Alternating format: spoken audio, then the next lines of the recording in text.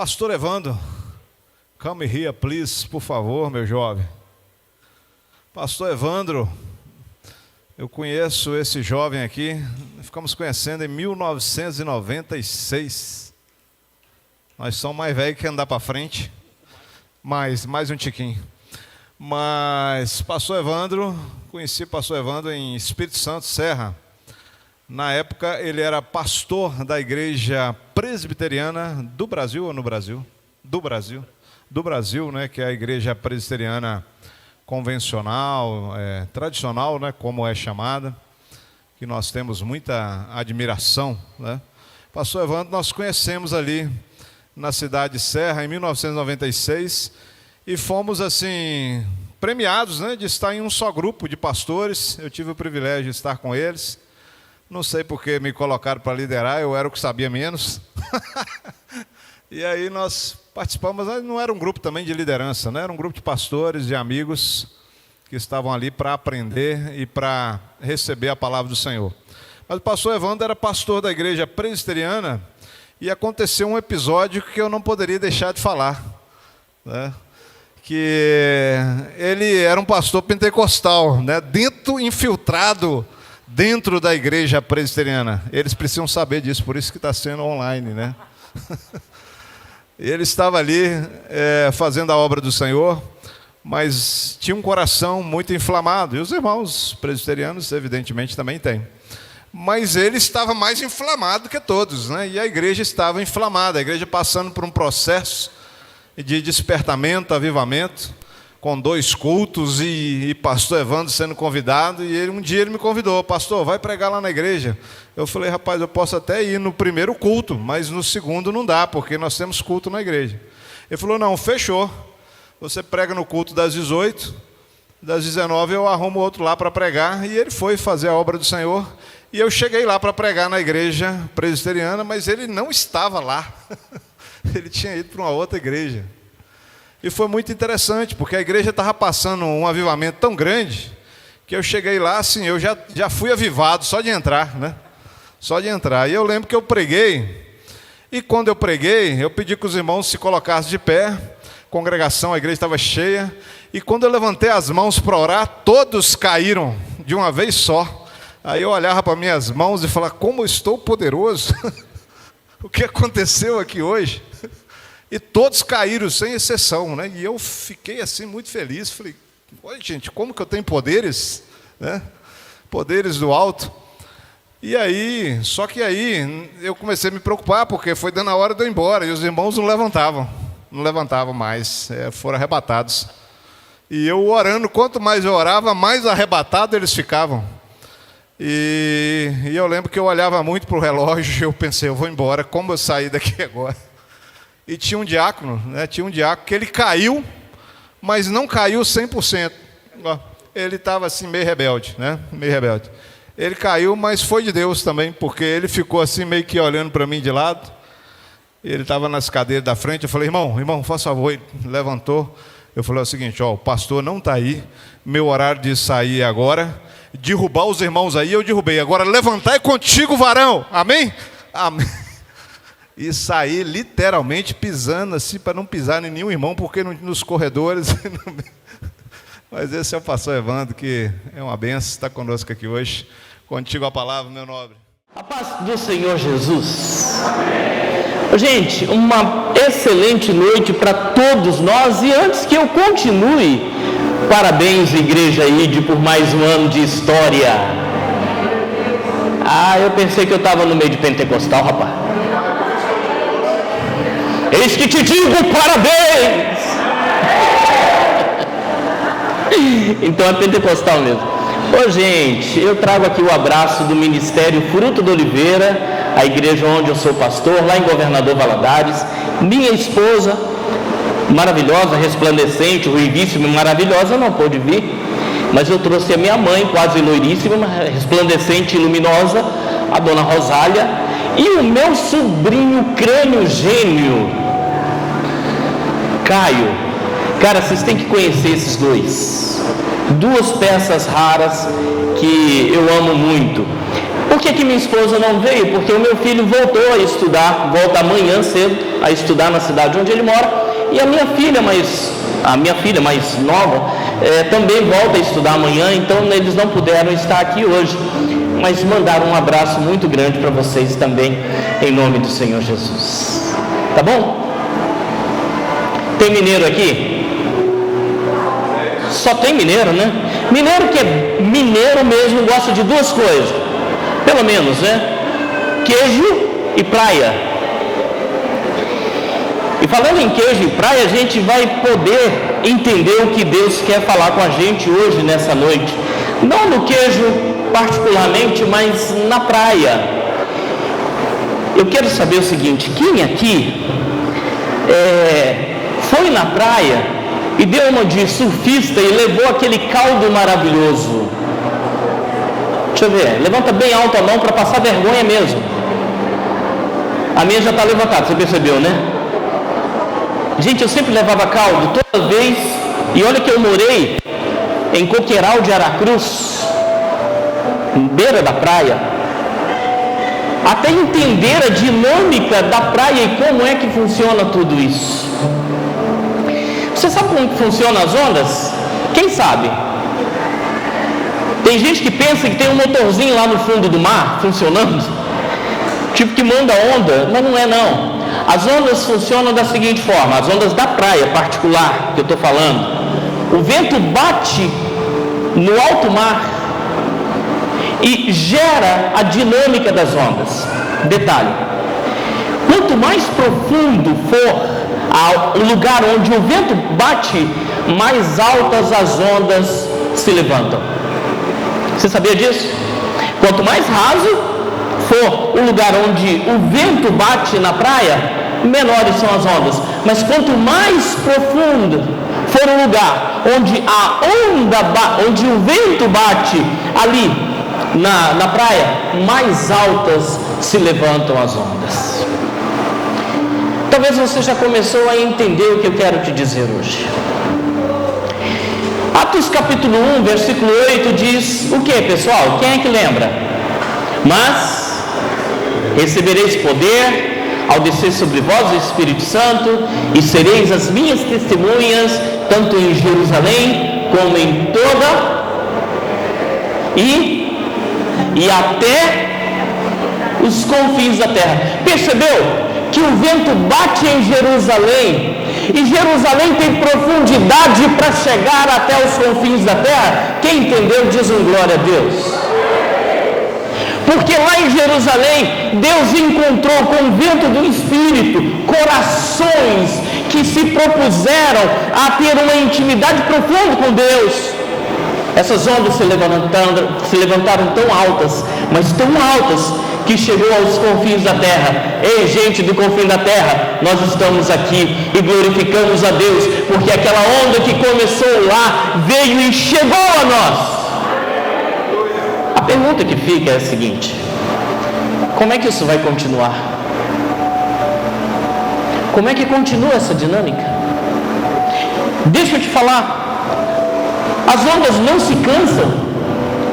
Se você for lá na praia agora, dependendo da maré alta ou baixa, você vai encontrar marolas, ondas pequenas e ondas grandes, mas elas nunca se detêm. Por quê? Porque o vento nunca cessa de soprar. Ouviu um glória a Deus? Aí você me diz assim: mas glória a Deus por quê, pastor? Só porque o vento não para de soprar? Não, porque eu estou lembrando do vento do Espírito Santo, que foi prometido lá em Atos, e que veio sobre a igreja em Jerusalém. Aliás, não era uma igreja, era um grupo de 120 pessoas que estava acurralado dentro de um cômodo, dentro de um local, amedrontados por causa da grande perseguição que estava começando, mas eles estavam ali, preparados e obedientes, esperando o dia, o tempo, a hora da promessa chegar. E quando a promessa chegou, diz a palavra de Deus, veio como um vento impetuoso que sobrou sobre todo aquele povo, e aquele povo recebeu, e aquele povo saiu, e aquele povo testemunhou e chegou até nós. Louvado seja o Senhor. Por isso que eu intitulei essa mensagem de hoje, a onda, a grande onda. Eu não vou chamar a onda, pessoal, de igreja institucional, combinado?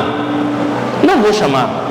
Eu não vou chamar a onda de um movimento religioso, mas eu vou chamar a onda das consequências e dos resultados do Espírito Santo e da sua influência sobre a vida de pessoas que querem profundidade na relação com o Senhor Jesus e com a sua obra.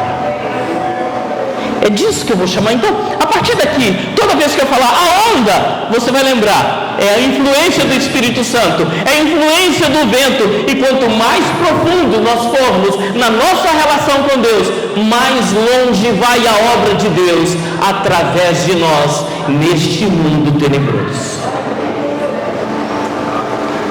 Mas recebereis poder ao descer sobre vós o Espírito Santo, e sereis as minhas testemunhas tanto em Jerusalém como em toda a Judéia e Samaria até os confins da terra.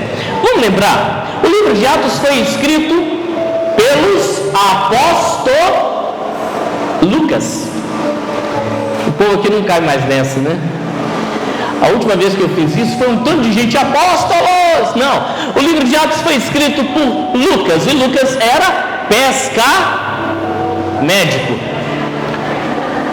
Lucas era médico, e ele, como médico historiador, escreve tanto o Evangelho de Lucas como o livro de Atos dos Apóstolos para um amigo muito especial que ele tinha, a quem provavelmente ele apelidou de Teófilo. Por quê? Porque Teófilo provavelmente não era o nome próprio, porque tinha um significado muito profundo. Aí você vai me dizer assim, mas nós temos Teófilo Otoni aqui, pastor, né? Mas qual é o significado da palavra Teófilo? É a junção de duas palavras, Theos e Philos. Theos é Deus e Philos é amigo. Percebe? Para que Lucas está escrevendo? Sobre a profundidade da relação com o Espírito Santo, sobre a profundidade da influência do vento do Espírito Santo para um amigo de Deus.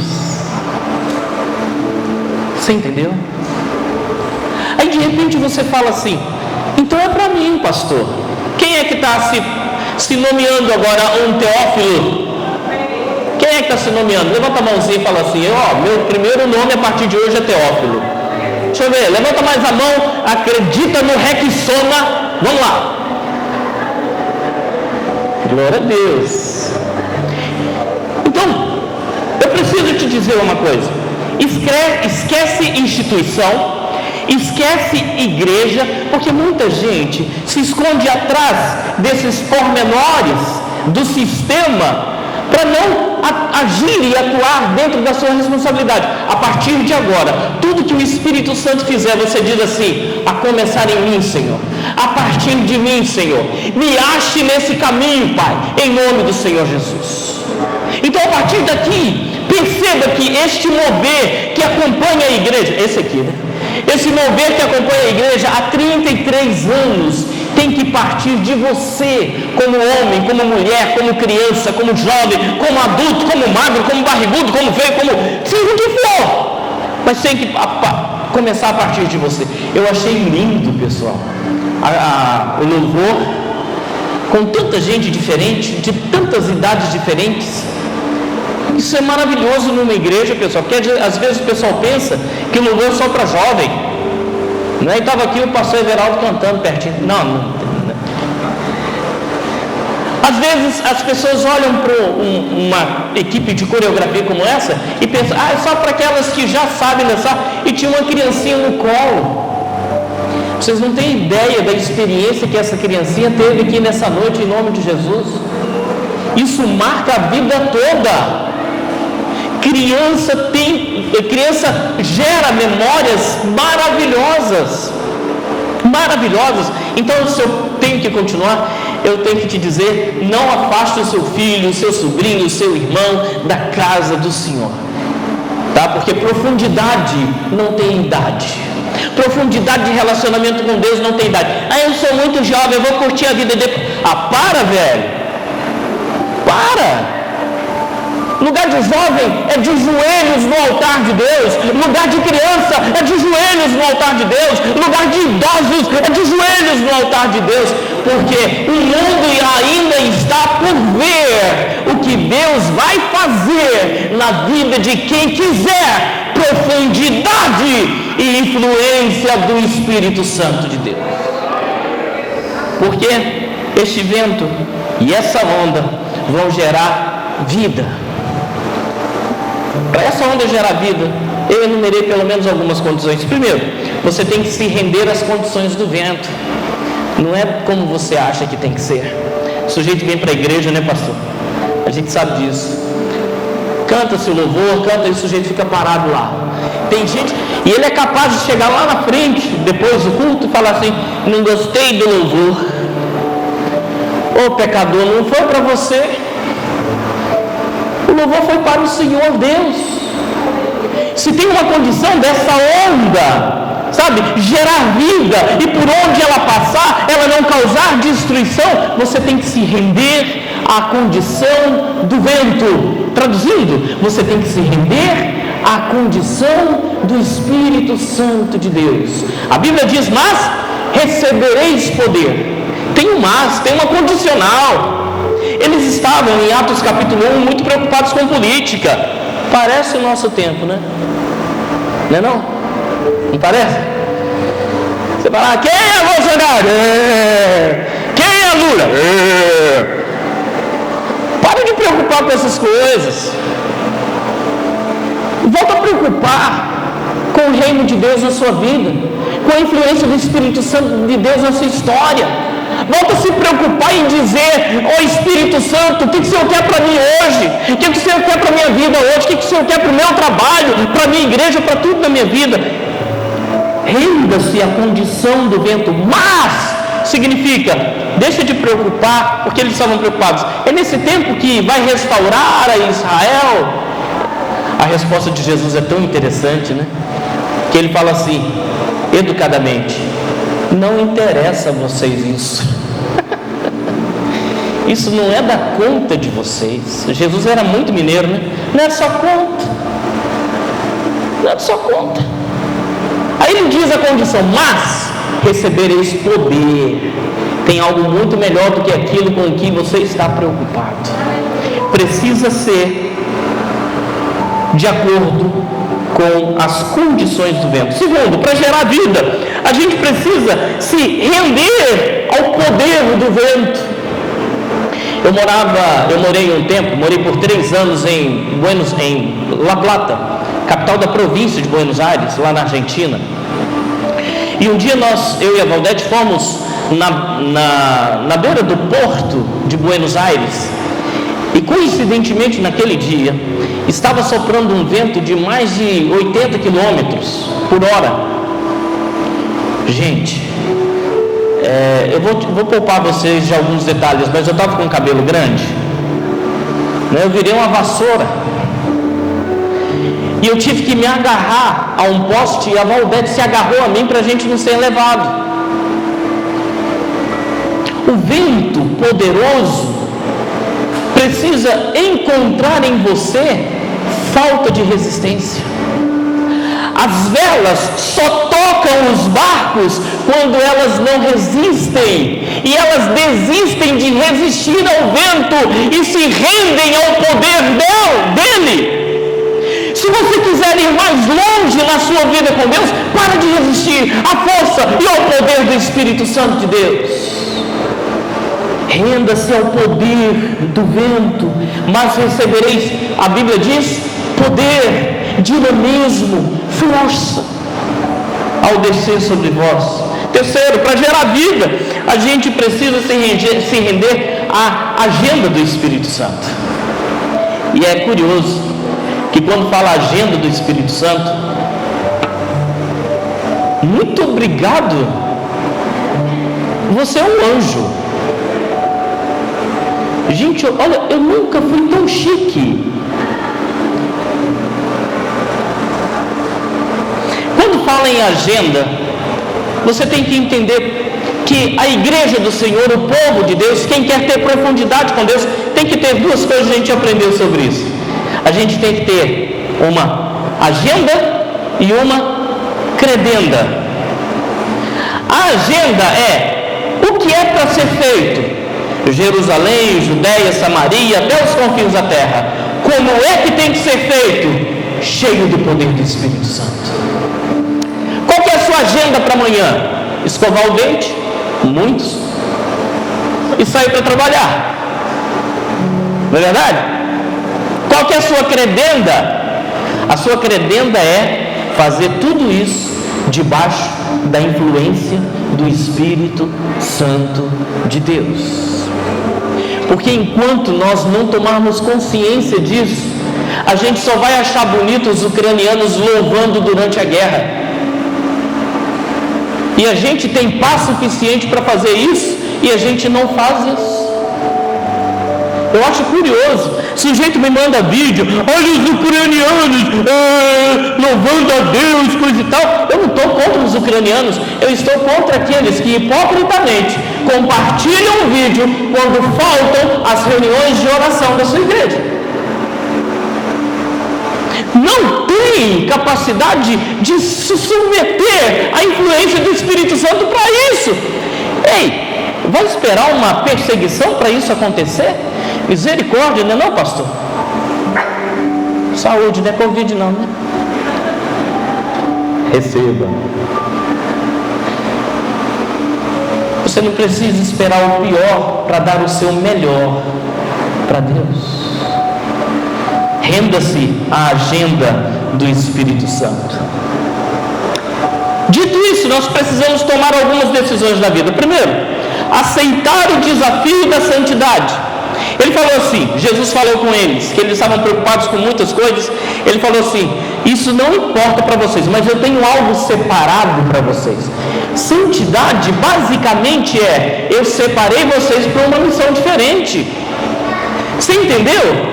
Santidade não é ambiente nem característica de santarrões, mas é diferencial de um propósito de vida. Gente, enquanto você pensar que você tem que ser perfeito para servir a Deus, Deus vai olhar para você e falar assim, eu quero você servindo a Deus agora, porque durante e dentro do processo eu vou te ajustar à imagem e semelhança de Cristo Jesus. Deu para entender? Sim ou não? Segundo, nós temos que nos entregar ao serviço, mas recebereis poder ao descer sobre vós o Espírito Santo. Implica em, a partir de agora, eu tenho um propósito e eu tenho serviço para fazer. Eu vou bater nessa tecla o tempo todo que eu tenho aqui com você. Enquanto eu e você não entendermos que nosso trabalho, nossa família, nosso estudo precisa ser debaixo da influência do Espírito Santo, a gente não entendeu o que é ser igreja. Não entendeu. Os jovenzinhos que querem namorar, né? Porque eu quero namorar, eu quero namorada. Se não for debaixo do poder do Espírito Santo de Deus, não vai não. Vai, pastor. As mulheres que querem a transformação dos maridos, se quiserem apenas que os maridos venham para a igreja, não vai. Não é sobre isso. É sobre separar a nossa vida, não o nosso tempo. É separar a nossa existência, não a nossa experiência, para servir a Deus o tempo todo e em todo lugar. E nós precisamos fazer da nossa vida a nossa missão, ou da nossa missão a nossa vida. E eu explico. A Bíblia diz assim, mas recebereis poder ao descer sobre vós o Espírito Santo e sereis as minhas. Ó gente, eu não estou ouvindo, eu acho que é falta de água, fazer inveja a vocês. E na caneca ide. E sereis as minhas. Não, você não entendeu. E sereis as minhas. Você sabe qual é a palavra que aqui foi traduzida por testemunha? Quem sabe? Quem sabe levanta a mão e o pastor vai te dar uma caixa de bombom vazia. O que significa, pastor? Mártires. Talvez você esteja entendendo a palavra mártir com a população da Ucrânia indo para as ruas sem armas para deter tanques e bombas reais. Eles são mártires, porque eles estão entregando a própria vida por uma causa. Parece que a gente não entendeu. Durante muito tempo foi vendido para nós que testemunha é só aquele que viu e ouviu alguma coisa e vai passar isso para frente. Para mim isso é X9, fofoqueiro. E não mártir. O que é um mártir? É aquele que paga com a própria vida o que ele crê que é o seu propósito de existir. Deu para entender? Sim ou não? Quem lembra de Tiradentes, o mártir da Inconfidência? Aí quem é professor de história e estudante pós-moderno vai virar para mim e falar: há controvérsia. Então esquece Tiradentes. Eu vou contar de 1 até 3. E quando eu falar 3, você vai falar o seu primeiro nome. Tá bom? Nós vamos esquecer Tiradentes, nós vamos lembrar de uma pessoa que vai sair dos seus lábios a partir de agora. 1, 2, 3. Faltou gente, não faltou não? Faltou. Vamos lá, de novo. 1, 2, 3. Prazer, Evandro. Esse é o mártir que Deus está procurando. É esse, com esse nome que você falou. Nós fomos fazer uma visita na Coreia do Sul há algum tempo. Você foi também, pastor? Foi não, né? Nós visitamos a Coreia do Sul há algum tempo. E quase que eu fiquei por lá, porque eu sou metade coreano e metade brasileiro, né, mamãe? Mamãe estava grávida e deu à luz a mim na divisa Coreia, Brasil. Eu cheguei lá e eles viravam para mim e falavam assim: esse aí pode ficar, porque ele é metade nosso.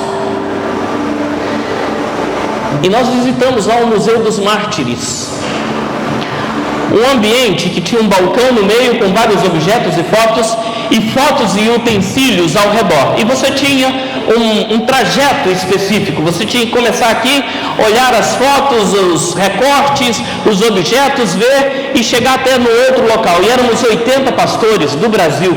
E nós fomos fazendo. Cada coisa que a gente via era um impacto no nosso coração. Por exemplo, houve um dia em que 200 e eles foram obrigados a negar a Jesus e eles não negaram.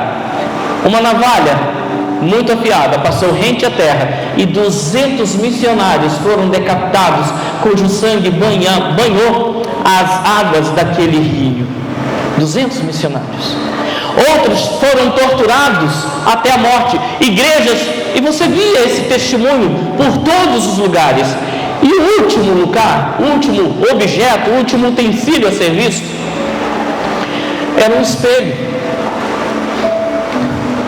E a inscrição embaixo estava assim: você está pronto para ser o próximo? Paulo diz assim: Deus não nos deu só a graça de servir a Deus e servir ao Senhor pelas glórias do Evangelho, mas também de sofrer pelo Evangelho, de dar a vida pelo Evangelho.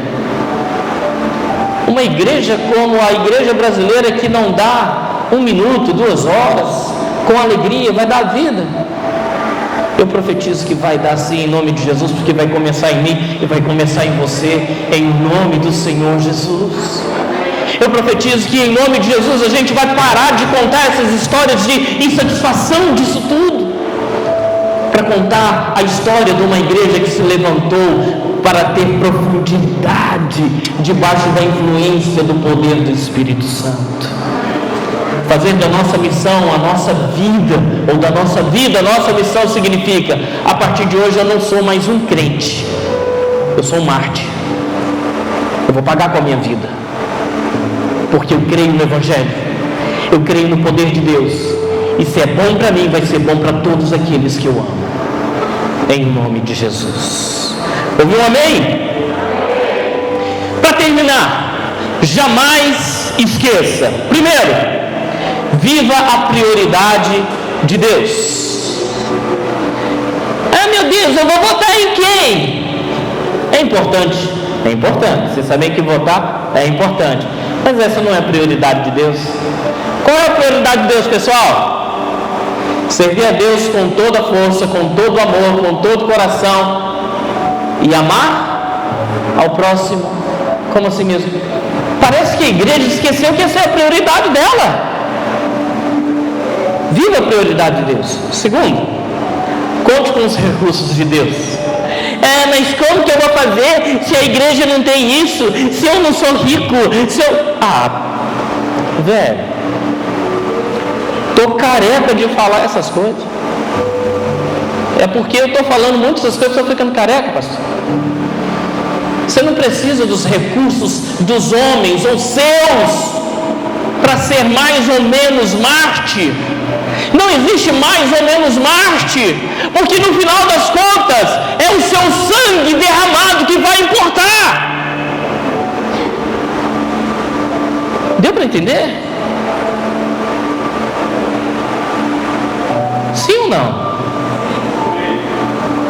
Conte com os recursos de Deus então. Eles estão disponíveis para todo aquele que de joelho procura na despensa de Deus o que precisa para a sua caminhada. 3. Lembre-se e jamais esqueça, você está nos planos de Deus. A Bíblia diz: mas recebereis poder ao descer sobre vós o Espírito Santo, e sereis as minhas testemunhas, tanto em Jerusalém, como em toda a Judéia e Samaria, e até os confins da terra. Para nós, ainda existem confins da terra não alcançados. Para nós, ainda existe a necessidade urgente de nós acharmos o nosso lugar nessa missão. Um dia, eu acho que eu tinha a idade do Caio. Você está quantos anos meus, Caio? 14? 12? Acho que eu tinha uns 13 anos. Eu participei de uma conferência missionária. 13 anos. Aí o pastor fez um apelo: quem aqui quer entregar sua vida para ser missionário, tal, aquilo tudo. Aí levantamos um bocado de gente. Só que quando nós levantamos, o pastor falou assim: parou, vem agora não, você ainda tem tempo de desistir. Eu já estava levantado, eu falei assim: sento ou continuo? E ele começou a dizer das responsabilidades e de tudo aquilo que acarretava a decisão de entregar a vida a Cristo e de se entregar à missão evangelizadora. O mínimo é: no mundo tereis aflições. Isso era o mínimo. Sereis odiados, não tereis lugar para pousar a cabeça, para pousar durante a noite, serão perseguidos, afastados da família, terão que fazer a decisão de negar a si mesmo, de repriorizar a vida através e a partir daquilo que é o propósito de Deus, reagendar-se. Muitos sentaram e eu de bobeira continuei de pé. Eu falei: não, eu quero isso. Desde então a minha vida não tem sido fácil, mas não é nada comparado à vida de milhares e milhares que já tiveram o seu sangue derramado e transformado em semente de vida, espalhando vida pelo mundo. Então a pergunta que eu te faço para a gente terminar: você está preparado para ser o próximo mártir? Ou você quer continuar como testemunha, X9, fofoqueiro? Hein? Porque existe uma diferença muito grande, você sabe disso. Aos 13 anos também, eu estava ouvindo uma mensagem do pastor Seni Tavares, o pastor que eu amo de coração, hoje ele está no Canadá. Ouvi uma mensagem para jovens, e eu estava exatamente como um fofoqueiro, um X9, aquele que só queria repetir, era um papagaio. Ia para a igreja porque outros iam, cantava porque outros cantavam, vivia porque outros viviam e existiam. Eu ouvindo aquela palestra, gente, eu estava voando. Quem já voou e dormiu em pregação, palestra? Acorda quem está do seu lado se ele estiver dormindo para ele ouvir isso. Eu estava do nada, sabe, desligado, pensando na morte da bezerra, como diz minha mãe. E de repente o pastor Seni falou assim: ei, deixa eu falar com você, que não é nem frio, nem quente. Quem dera vocês fossem frios, eu poderia aquecê-los, mas vocês estão mornos. Eu estou a ponto de vomitar vocês da minha boca. Gente, na boa, naquela hora, eu me senti como um vômito. Desculpa a expressão, se ela é pesada, mas eu me senti como algo que pudesse ser repelido da boca de Deus, porque estava incômodo, porque não estava vivendo com um propósito pessoal. Eu seguia os outros, eu fazia o que os outros faziam, mas eu não tinha entrega pessoal. E depois que ele falou aquilo, eu percebi: nossa, é comigo que ele está falando. A partir de hoje eu não quero mais ser morno, quero ser quente. E ainda que eu caia e me esfrie, ele vai me esquentar, mas morno eu não quero mais. Nossa igreja ID tem 33 anos de história, mas pode ter muito mais, com muito mais relevância, com muito mais presença e com muito mais poder, se nós formos muito mais profundos na nossa relação com o Espírito Santo de Deus. E quando eu falei que você está nos planos de Deus, deixa eu te falar. Sabe você que está sofrendo com seu marido, cachaceiro, traidor, que já até te ameaçou?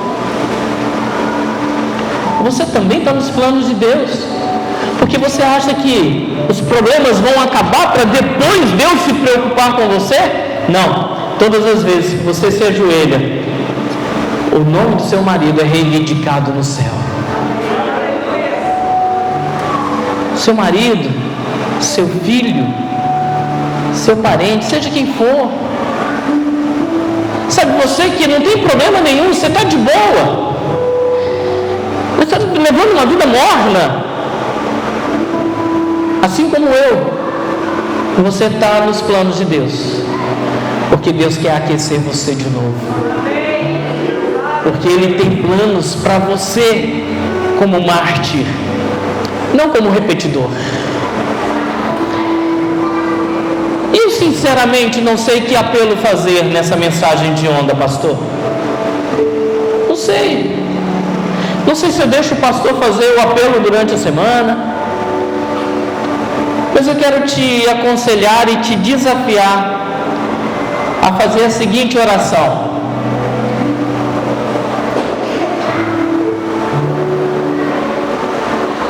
Senhor, eu não quero mais ser igual ao que eu já fui até agora. Seja como for que eu tenha sido até agora, você entendeu? Eu quero ir mais fundo na minha relação com o Senhor. Ainda que, ouça bem, se quiser continuar a oração, você continua. Ainda que isso me custe meu tempo, minhas amizades, aquilo que eu chamo de prioridade, e aquilo que eu tracei como meta para a minha vida. Ainda que me custe a própria vida, Senhor, eu quero ser mais profundo. Eu não quero que a minha vida seja simplesmente descrita como uma canção que eu canto ao Senhor de vez em quando. Não, Senhor, não. Eu quero ser mais profundo, porque eu aprendi nessa noite. Quanto mais profundo for o ambiente no oceano, onde o vento bate, mais altas são as ondas que ele produz. Para terminar, cuide da sua relação com Deus. Sério, cuida mesmo. Deixa nada atrapalhar a sua relação com Deus. E você vai ver até onde vão as ondas de Deus na sua história e na história daqueles que você ama, para a honra e glória de Jesus. Amém?